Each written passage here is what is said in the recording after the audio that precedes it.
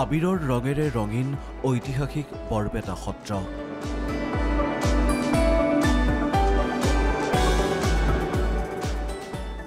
সাতাম পুৰুষীয়া সত্ৰীয়া পৰম্পৰা ৰীতি অনুসৰি বৰপেটা সত্ৰত দৌল উৎসৱৰ উল্লাস। হোলী গীতৰ লহৰত প্ৰাণ পাই উঠিছে বৰপেটা সত্ৰৰ চৌপাশ।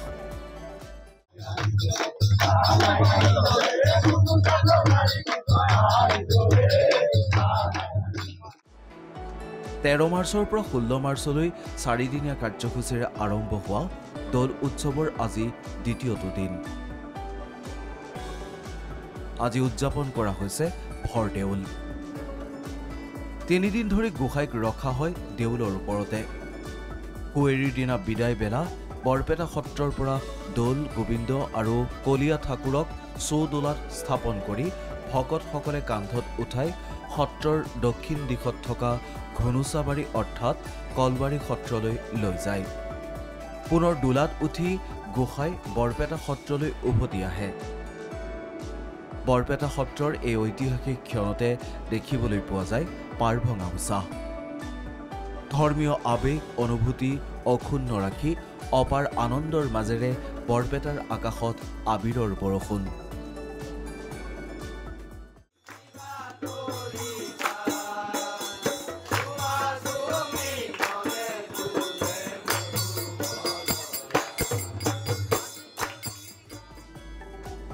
বৰপেটা সত্ৰৰ এই ঐতিহাসিক দৌল মহোৎসৱলৈ আহে ৰাজ্যৰ বিভিন্ন প্ৰান্তৰ অগণন ভক্ত। বৰপেটাৰ কীৰ্তন ঘৰৰ সাংস্কৃতিক পৰম্পৰাৰ ভেটিত গঢ়ি উঠা এই দৌল উৎসৱলৈ বিদেশৰ পৰাও আহে অতিথি। বসন্তই মতলীয়া কৰা মনত ফাকুৱাৰ ৰঙীন ৰঙেৰে উজ্জীৱিত কৰি তোলে বৰপেটাবাসীকো। এয়া যেন সমন্বয়ৰহে এক চিৰযুগমীয়া ঢৌ।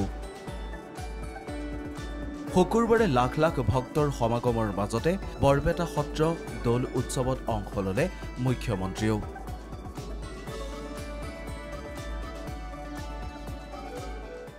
বিগত বছৰৰ দৰে এইবাৰো বৰপেটা সত্ৰত আহি কলীয়া গোসাঁইক সেৱা জনালো, বৰপেটাৰ ৰাইজক সাক্ষাৎ কৰিলো।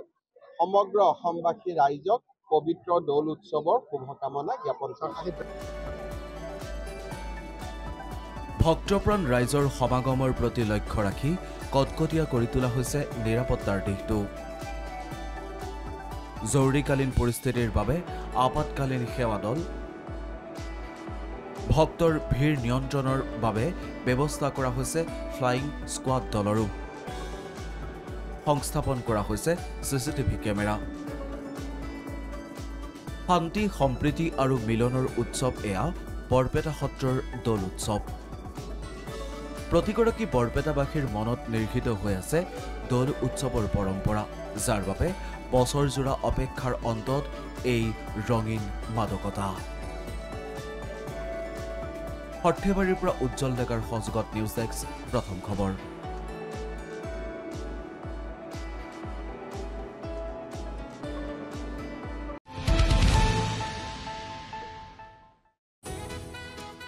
আপোনাৰ পচন্দৰ ঘৰ এটা বিচাৰি আপুনি হাবাথুৰি খাইছে নেকি?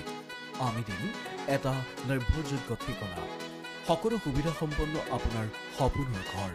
আজিয়ে যোগাযোগ কৰক গ্ৰীণটেক ৰেচিডেন্সিৰ সৈতে। গ্ৰীণটেক ৰেচিডেন্সি এটা নতুন জীৱনৰ সঠিক আৰম্ভণি। যোগাযোগ কৰক 9707512000, 9707601200, ধাৰাপুৰ, গুৱাহাটী।